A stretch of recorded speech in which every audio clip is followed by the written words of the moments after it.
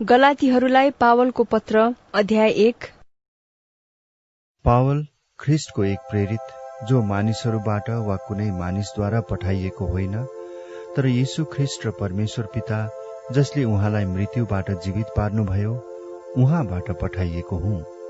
म र मसँग हुने सबै भाइहरूबाट गलातियाका मण्डलीहरूलाई परमेश्वर पिता र हाम्रा प्रभु यीशु ख्रिस्टबाट तिमीहरूलाई अनुग्रह र शान्ति। हाम्रा परमेश्वर र पिताको इच्छा अनुसार उहाँले यस वर्तमान दुष्ट युगबाट हामीलाई छुटकारा दिनलाई हाम्रा पापका निम्ति आफैलाई अर्पण गर्नुभयो। परमेश्वरलाई सदा सर्वदा महिमा भइरहोस्। आमीन। मलाई आश्चर्य लागिरहेछ कि ख्रिस्टको अनुग्रहमा तिमीहरूलाई बोलाउनु हुनेलाई यति चाँडै त्यागेर तिमीहरू भिन्न सुसमाचारतिर लागिरहेछौ। वास्तवमा अर्को सुसमाचार छैन, तर यस्ता कोही कोही छन् जसले ख्रिस्टको सुसमाचारलाई भ्रष्ट पार्न खोज्छन्। हामीले प्रचार गरेका सुसमाचारको विपरीत हामीले वा स्वर्गबाट आउने दूतले नै प्रचार गर्यो भने पनि त्यो व्यक्ति श्रापित होस्। हामीले अघिदेखि नै भने जस्तै म फेरि अहिले पनि भन्दछु, तिमीहरूले जुन सुसमाचार ग्रहण गरेका छौ त्यसको विपरीत अरू कसैले तिमीहरूलाई प्रचार गर्दछ भने त्यो श्रापित होस्। के म मानिसहरूको निगाह खोज्दैछु कि परमेश्वरको, अथवा के मैले मानिसहरूलाई खुसी पार्न खोज्दैछु? यदि मैले अझै मानिसहरूलाई खुसी पार्न कोसिस गरेको भए म ख्रिस्टको दास हुने थिइन। भाइ हो, तिमीहरूले यो जान भन्ने म चाहन्छु कि मैले प्रचार गरेको सुसमाचार मानिसको सुसमाचार होइन, किनकि मैले यो कुनै मानिसबाट पाएको होइन, न मलाई यो सिकाइएको थियो, तर यीशु ख्रिस्टको प्रकाशद्वारा मैले यो पाएको हुँ। यहुदी धर्ममा छँदा मेरो अघिको जीवनको विषयमा तिमीहरूले सुनेका छौ, कसरी मैले परमेश्वरको मण्डलीलाई भयानक रूपले सताएँ र त्यसलाई नाश गर्न खोजे। हाम्रा जातिमा मेरा दौतर्काहरू धेरैलाई उछिनेर म यहुदी धर्ममा अघि बढेको थिएँ र मेरा पिता पुर्खाको परम्परामा म ज्यादै जोसिलो थिएँ। तर मेरो जन्म हुन अघि नै मलाई अलग गर्नुहुने र आफ्नो अनुग्रहद्वारा मलाई बोलाउनु हुने परमेश्वरलाई जब अन्य जातिहरूका बीचमा उहाँको प्रचार गर्नलाई आफ्ना पुत्र ममा प्रकट गराउन उहाँलाई खुसी लाग्यो, तब मैले कुनै मानिससँग केही सल्लाह लिइन। न त म भन्दा अघि प्रेरित हुनेहरू कहाँ म यरुसलेममा गएँ, तर तुरुन्तै अरब देशमा गएँ र पछि दमस्कसमा फर्केर आएँ। तब 3 वर्षपछि केफाससँग भेट गर्न म यरुसलेम गएँ र उनीसँग 15 दिनसम्म बसेँ।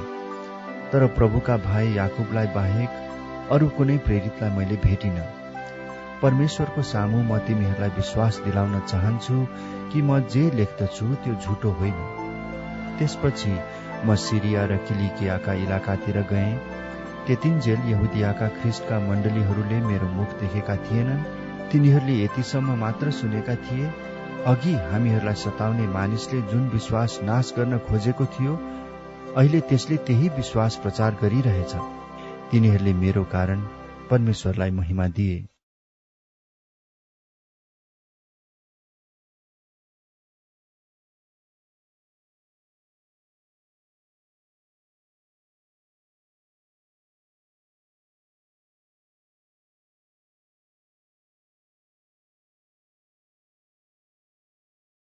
गलाती अध्याय 2। 14 वर्षपछि बारनबाससँग तीतसलाई साथमा लिई म फेरि यरुसलेम गएँ। ईश्वरीय प्रकाश पाए अनुसार म गएँ र तिनीहरूका सामुन्ने त्यही सुसमाचार राखेँ जो म अन्य जातिहरूलाई प्रचार गर्दछु। तर अगुवा झैं देखा पर्नेहरूका सामुन्ने मैले यो एकान्तमा प्रस्तुत गरेँ, ताकि मैले जो दौड दौडे वा दौडिरहेको छु त्यो व्यर्थ नहोस्। तर मेरो साथमा हुने तीतसलाई ग्रीक भए तापनि खतना हुनुपर्छ भनेर कसैले कर लाएन। खतनाको यो कुरा उठ्यो किनकि कति झुटा भाइहरू हाम्रो दलभित्र गुप्त रूपले पसिकन ख्रिस्टमा भएको हाम्रो स्वतन्त्रताको चेवा गरी हामीलाई बन्धनमा ल्याउन चाहन्थे। सुसमाचारको सत्यता तिमीहरूका लागि सुरक्षित रहोस् भनेर तिनीहरूका सामुन्ने हामी एकै पलका निम्ति पनि झुकेनौं। प्रतिष्ठित देखा पर्ने व्यक्तिहरू जो थिए र तिनीहरू जस्ता भए तापनि मलाई त केही फरक पर्दैन। परमेश्वरले मानिसको पक्ष गर्नुहुन्न। यिनीहरूले मेरो सन्देशमा केही थपिदिएनन्, तर झन उल्टो तिनीहरूले देखे कि बेखतनाकाहरूलाई सुसमाचार प्रचार गर्ने अभिभारा मलाई दिइएको थियो, जसरी खतनाकाहरूलाई सुसमाचार प्रचार गर्ने अभिभारा पत्रुसलाई दिइएको थियो।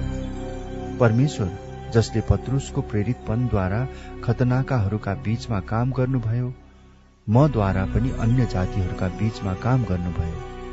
याकूब, केफास र यूहन्ना जो मण्डलीका खम्बाहरू थिए, तिनीहरूले ममाथि भएको अनुग्रह थाहा पाएपछि मलाई र बारनाबासलाई संगतिको दाहिने हात दिए।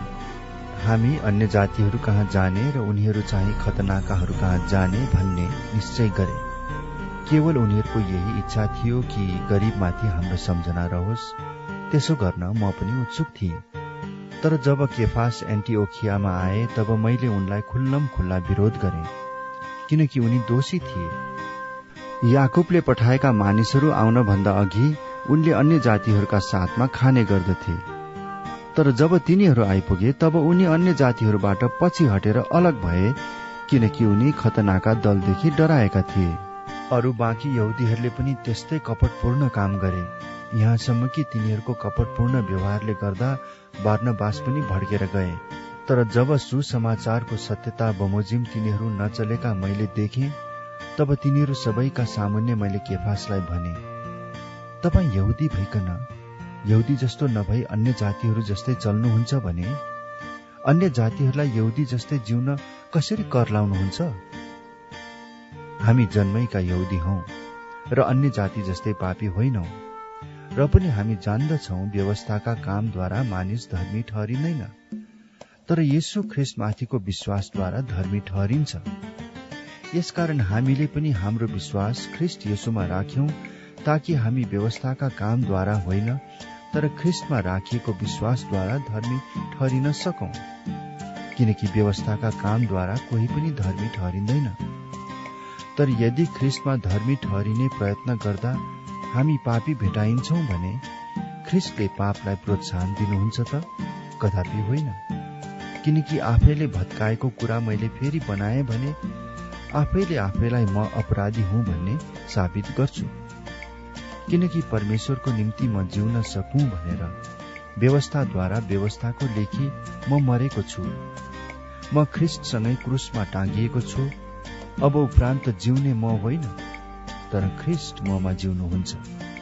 जुन जीवन शरीरमा म अहिले जिउँछु त्यो परमेश्वरका पुत्रमा विश्वास गरेर जिउँछु, जसले मलाई प्रेम गर्नुभयो र मेरो निम्ति आफूलाई अर्पण गर्नुभयो। परमेश्वरको अनुग्रह म पन्साउँदिन, किनकि व्यवस्थाद्वारा धर्मी ठहरिने हो भने त ख्रीष्ट व्यर्थैमा मर्नुभयो।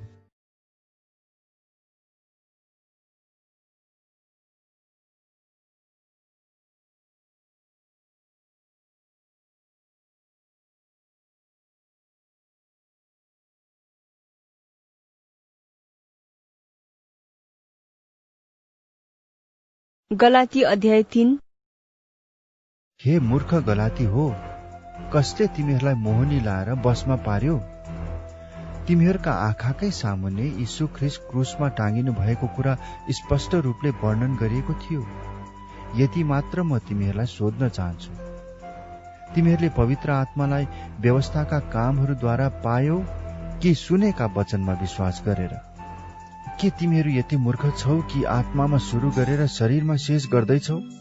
के यतिका दुःख तिमीहरूले व्यर्थमा भोग्यौ त? यदि यो साँच्चै व्यर्थमा भयो भने त जसले तिमीहरूलाई पवित्र आत्मा दिनुहुन्छ र तिमीहरूका माझ आश्चर्य कर्महरू गर्नुहुन्छ, के यो सबै उहाँले व्यवस्थाका तिमीहरूका कामको कारणले गर्नुभएको हो कि सुनेका वचनमा तिमीहरूले विश्वास गरेको कारणले हो? अब्राहमलाई नै हेर, उनले परमेश्वरमा विश्वास गरेथे र यो उनको निम्ति धार्मिकता गनिएको थियो। यसकारण तिमीहरूले यो जान कि जसले विश्वास गर्छन् तिनीहरू नै अब्राहमका सन्तान हुन्। परमेश्वरले अन्य जातिहरूलाई विश्वासद्वारा धर्मी ठहराउनुहुन्छ भन्ने धर्मशास्त्रले पहिलेदेखि नै देखेर अब्राहमलाई तँमा नै सबै जातिले आशिष पाउनेछन् भन्ने सुसमाचार अघिबाटै सुनायो। यसकारण विश्वास गर्ने मानिसहरूले विश्वासी अब्राहमसँगै आशिष पाएका छन्। व्यवस्थाका कामहरूमाथि भर पर्ने सबै श्रापित छन्, किनकि धर्मशास्त्रमा यसो लेखिएको छ, व्यवस्थाको पुस्तकमा लेखिएका सबै कुरामा नरहने र ती पालन नगर्ने हरेक श्रापित हुन्छ। परमेश्वरको दृष्टिमा व्यवस्थाबाट कोही मानिस धर्मी ठहरिँदैन भन्ने कुरा प्रत्यक्ष छ, किनभने धर्मी चाहिँ विश्वासद्वारा नै जिउने छ। व्यवस्था चाहिँ विश्वासमाथि आधारित छैन, बरु जुन मानिसले यी काम गर्छ त्यो तिनैद्वारा जिउने छ। हाम्रा निम्ति शराब बनेर ख्रिस्टले हामीलाई व्यवस्थाको शराबबाट मोल तिरेर छुटाउनु भयो, किनकि काठमा झुन्डिने हरेक श्रापित हुन्छ भन्ने लेखिएको छ। उहाँले हामीलाई मोल तिरेर छुटाउनु भयो ताकि अब्राहमलाई दिइएको आशिष ख्रिस्ट येशूद्वारा अन्य जातिहरूमा आओस् र हामी विश्वासद्वारा प्रतिज्ञाका पवित्र आत्मा प्राप्त गर्न सकौं। भाइ हो, प्रतिदिनको जीवनबाट एउटा उदाहरण लियौं। एकचोटि पक्का भइसकेपछि मानिसले बनाएको इच्छा पत्र कसैले रद्द गर्न सक्दैन, न त त्यसमा केही थप्न सक्छ। प्रतिज्ञाहरू अब्राहम र उनको सन्तानलाई दिइएका थिए। धर्मशास्त्रले सन्तानहरूलाई भन्दैन, यसले त धेरै मानिसहरूको संकेत दिन्छ, तर धर्मशास्त्रले तिम्रो सन्तानलाई भन्छ, यसले एउटा मानिसको मात्र संकेत दिन्छ जो ख्रिस्ट हुनुहुन्छ। मेरो भनाइको अर्थ यो हो कि 430 वर्षपछि आएको व्यवस्थाले त्यसभन्दा अघि परमेश्वरले पक्का गर्नुभएको करारलाई काट्दैन, नत्र त प्रतिज्ञा रद्द भई जाने थियो। किनकि उत्तराधिकार व्यवस्थाद्वारा पाइने हो भने प्रतिज्ञाद्वारा पाइने कुरै आउँदैन। तर परमेश्वरले प्रतिज्ञाद्वारा नै अब्राहमलाई यो दिनुभयो। तब व्यवस्थाको आवश्यकता किन पर्यो त? जुन सन्तानलाई प्रतिज्ञा भएको थियो ऊ नआउन्जेल अपराधको कारणले व्यवस्था थपियो, अनि एकजना मध्यस्थले स्वर्गदूतहरूद्वारा व्यवस्थाको स्थापना गर्यो। एउटैको मात्र मध्यस्थ हुँदैन, तर परमेश्वर एउटै हुनुहुन्छ। तब के व्यवस्था परमेश्वरका प्रतिज्ञाहरूका विरुद्ध छ र? कदापि छैन। यदि जीवित पार्न सक्ने व्यवस्था दिइएको भए धार्मिकता साँच्चै व्यवस्थाबाट हुने थियो। तर धर्मशास्त्रले बताउँछ कि सबै कुरा पापको कैदमा छ, ताकि जुन प्रतिज्ञा यीशु ख्रिस्टमाथि विश्वासद्वारा दिइएको थियो त्यो विश्वास गर्नेहरूलाई दिइयोस्। तर विश्वास आउन अघि हामी व्यवस्थाको बसमा थियौं र विश्वास प्रकट नभएसम्म हामी थुनिएका थियौं। विश्वासद्वारा हामी धर्मी ठहरिन सकौं भनेर व्यवस्थालाई हाम्रो संरक्षक भई हामीलाई ख्रिस्टसम्म डोर्याउने जिम्मा दिइयो। तर अब विश्वास आएको हुनाले अब उपरान्त हामी संरक्षकको अधीनमा छैनौं, किनकि विश्वासद्वारा तिमीहरू सबै ख्रिस्ट येशूमा परमेश्वरका सन्तान हौ। किनकि तिमीहरू मध्ये जतिको ख्रिस्टमा बप्तिस्मा भयो तिमीहरू सबैले ख्रिस्टलाई धारण गरेका छौ। अब न त यहुदी छ, न ग्रीक, न कमारा छ, न फुक्का, न त पुरुष न स्त्री छ, किनभने ख्रिस्ट येशूमा तिमीहरू सबै एउटै हौ। यदि तिमीहरू ख्रिस्टका हौ भने त तिमीहरू अब्राहमका सन्तान हौ र प्रतिज्ञा बमोजिम उत्तराधिकारीहरू हौ।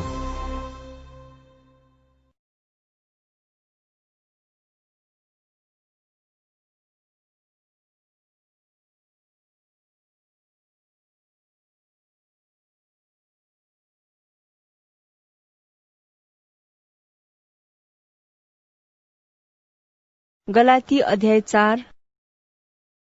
मेरो भनाइको अर्थ यो हो, उत्तराधिकारी जबसम्म बालकै छ ऊ सबै थोकको मालिक भए तापनि कमारा भन्दा फरक हुँदैन। तर बाबुले ठहराएको समयसम्म ऊ अभिभावक र संरक्षकको अधीनमा हुन्छ। हामी पनि यसरी नै बालक छौन्जेल संसारका दैवी शक्तिहरूको दासत्व मुनि थियौं।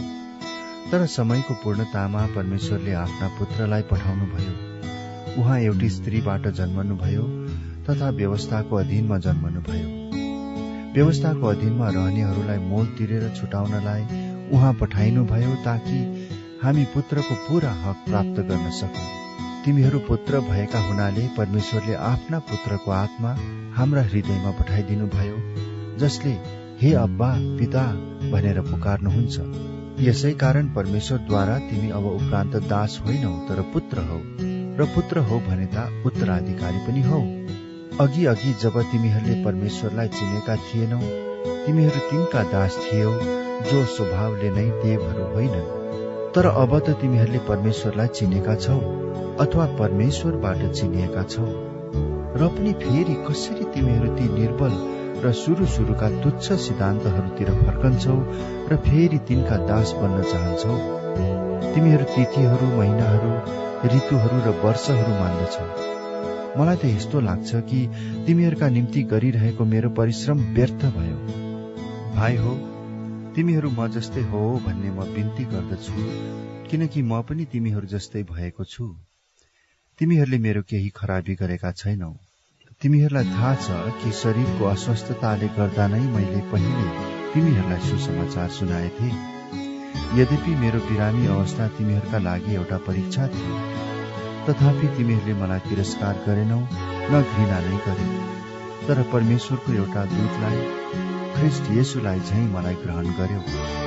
तिमीहरूले अनुभव गरेको सन्तोष कता गयो? किनभने म गवाही दिन सक्छु कि यदि सम्भव भए तिमीहरूले आफ्ना आँखासम्म पनि निकालेर मलाई दिने थियो। तब तिमीहरूलाई साँचो भनेको कारणले के म तिमीहरूको शत्रु भएको छु र? तिमीहरूलाई आफूपट्टि तान्न तिनीहरू खुबै जोश देखाउँछन्, तर असल अभिप्रायले होइन।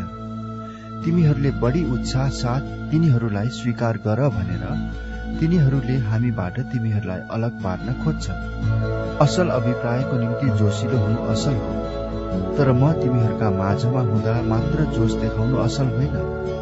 मेरा साना बालकहरू, ख्रिस्ट तिमीहरूमा नबनिनु भएसम्म म फेरि प्रसव पीडामा छु।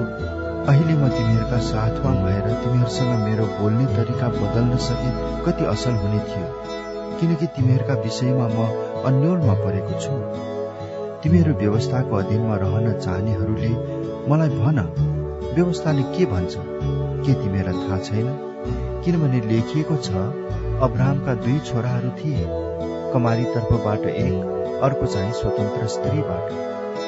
कमारीको छोरो चाहिँ शरीर अनुसार जन्मेको थियो, तर स्वतन्त्र स्त्रीबाट जन्मेको छोरो प्रतिज्ञाद्वारा। यो कुरालाई रूपक दृष्टान्तको रूपमा लिन सकिन्छ। ती स्त्रीहरू 2 किसिमका करारहरू हुन्। एउटी चाहिँ सिनै पर्वतबाट दासत्वको लागि सन्तान जन्माउने हागार हो। हागार अरब देशको सिनै पर्वत हो र वर्तमान यरुसलेमसँग त्यसको तुलना गर्न सकिन्छ, किनकि त्यो आफ्ना बालकहरूका साथ दासत्वमा छ। तर माथिको यरुसलेम स्वतन्त्र छ, जो हाम्री आमा हुन्, किनभने लेखिएको छ, हे नजन्माउने बाजी आनन्द गर, हे प्रसव पीडा थाहा नपाउने मन खोलेर कराऊ, किनभने पति भएकी स्त्री भन्दा त्यागेकी स्त्रीका छोराछोरी धेरै छ। अब हे भाइ हो, इसहाक जस्तै हामी पनि प्रतिज्ञाका सन्तान हौ। तर त्यस बेला जसरी शरीर अनुसार जन्मेकोले आत्मा अनुसार जन्मेकोलाई सताउँदथ्यो, अहिले पनि त्यस्तै छ। तर धर्मशास्त्रले के भन्दछ? कमारी र त्यसको छोरालाई निकालिदेऊ, किनभने दासी पुत्र स्वतन्त्र स्त्रीको छोरासँग उत्तराधिकारी हुने छैन। यसकारण भाइ हो, हामी कमारीका होइनौ, तर स्वतन्त्र स्त्रीका सन्तान हौ।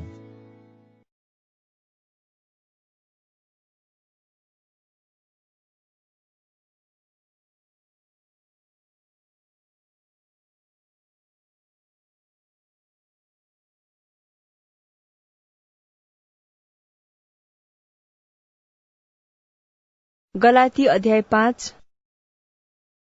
स्वतन्त्रताको निम्ति ख्रिस्टले हामीलाई स्वतन्त्र पार्नु भएको छ। यसकारण डरा भएर खडा हो र फेरि दासत्वको जुवामुनि नपर। म पावलले नै तिमीहरूलाई भन्दछु, तिमीहरूले खतना लियो भने ख्रिस्टबाट तिमीलाई कुनै फाइदा हुने छैन। खतना हुने प्रत्येकलाई म फेरि चेतावनी दिन्छु कि सम्पूर्ण व्यवस्था पालन गर्न त्यो बाध्य हुन्छ। तिमीहरू जो व्यवस्थाद्वारा धर्मी ठहरिन चाहन्छौ, तिमीहरू ख्रिस्टबाट अलग्ग भएका छौ। तिमीहरू अनुग्रहबाट तल खसेका छौ, किनकि हामी पवित्र आत्माद्वारा विश्वासबाट धार्मिकताका आशाको प्रतीक्षा गर्छौं। ख्रिस्ट येशूमा न त खतना केही मूल्यको न बेखतना केही मूल्यको हुन्छ, तर एउटै कुराको मात्र मूल्य छ, अनि त्यो हो प्रेमद्वारा काम गर्ने विश्वास। तिमीहरू राम्रै दौडिरहेका थियौ। कसले तिमीहरूलाई सत्यता पालन गर्नमा बाधा दियो? तिमीहरूलाई बोलाउनु हुने बाटो यो फकाउने फुस्लाउने काम भएको होइन। थोरै खमीरले जम्मै ढिकालाई खमीरा बनाउँछ। म प्रभुमा भरोसा राख्दछु कि तिमीहरूले मेरो बाहेक अर्को विचार अपनाउने छैनौ। तिमीहरूलाई पिरोल्ने जोसुकै भए पनि त्यसले दण्ड भोग्नेछ।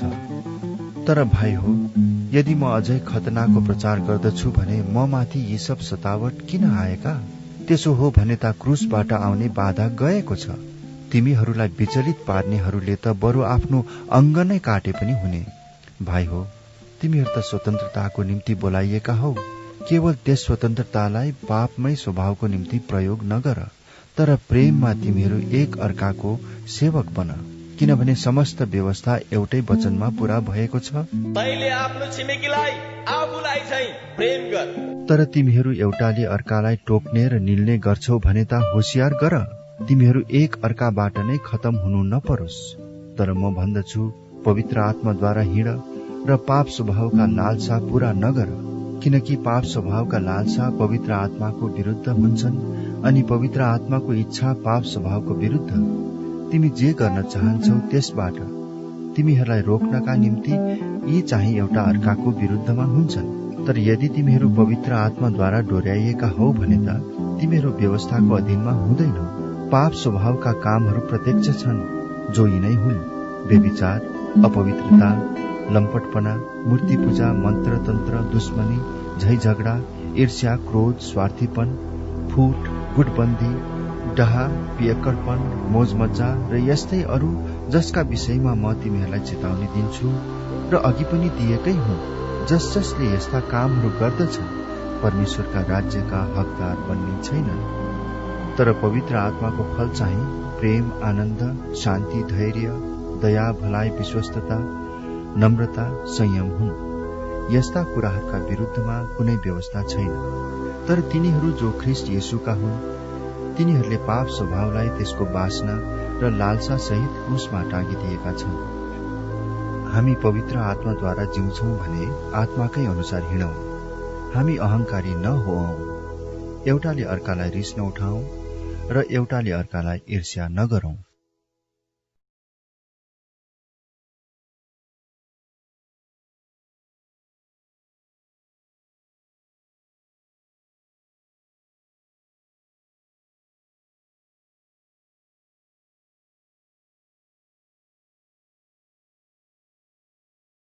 गलाती अध्याय 6।